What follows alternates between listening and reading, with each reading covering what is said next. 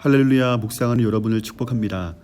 오늘 함께 묵상할 본문은 역대하 34장 1절에서 13절까지의 말씀입니다. 길을 내시는 하나님이란 제목으로 함께 묵상을 나누겠습니다. 1절부터 7절까지는 아몬의 아들 요시야의 통치 행적을 말씀하고 있습니다. 8절부터 13절까지는 하나님의 전을 수리하는 요시야의 모습이 나오는데요. 요시야의 이름의 뜻은 여호와께서 고쳐주신다, 여호와께서 지지하신다라는 뜻을 가지고 있습니다. 그런데 여러분, 요시야 왕의 탄생이 이미 300년 전에 예언되었다는 것을 아십니까? 열왕기상 13장 1절과 2절에 보면 북이스라엘의 초대왕 여로보암이 자기 마음대로 제사장을 세우고 제단을 쌓을 때에 하나님의 사람이 하나님께 받은 말씀을 외쳤는데 이렇게 말합니다. 제단아 제단아, 여호와께서 이와 같이 말씀하시기를 다윗의 집에 요시야라 이름하는 아들을 낳으리니 그가 내 위에 분향하는 산당 제사장을 내 위에서 바칠 것이요 또 사람의 뼈를 내 위에서 사르리라 하셨느니라 라고 예언합니다.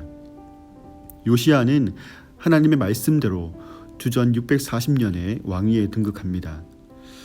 므낫세 통치 55년과 아몬의 통치 기간 2년 동안에 황폐한 땅 유다의 왕으로 8세에 등극하여서 16세에 하나님을 찾고 또 20세에 유다와 예루살렘 그리고 북이스라엘까지 개혁을 합니다. 26세에는 성전을 수리하기 시작하는데요. 여러분, 본문 가운데 우리가 만나는 하나님은 어떤 분이십니까?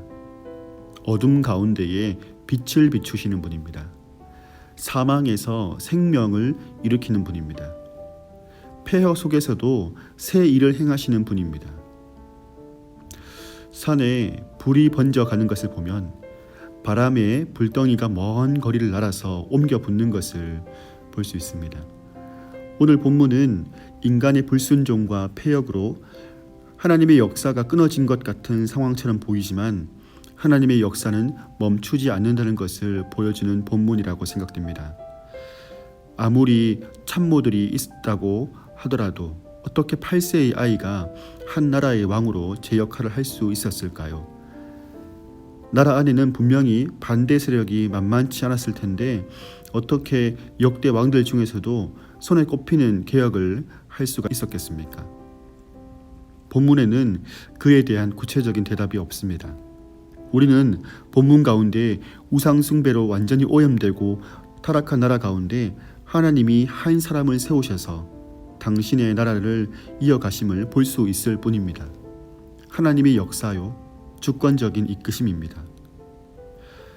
코로나 확진자가 하루 1000명이 넘게 발생하는 상황입니다. 10개월간의 긴 싸움을 싸우고 있습니다.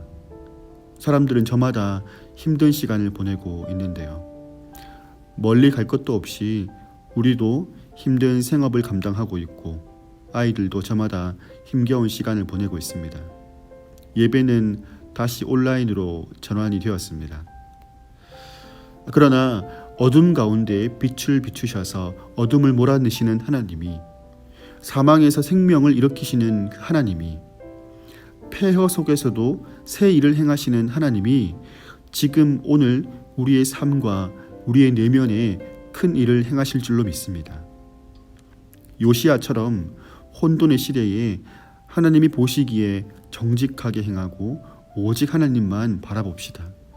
일을 행하시고 성취하시는 여호와를 바라보면서 여호와께 부르짖음으로 하나님의 행하시는 일을 경험하는 은혜가 있는 이 하루가 되기를 소망합니다.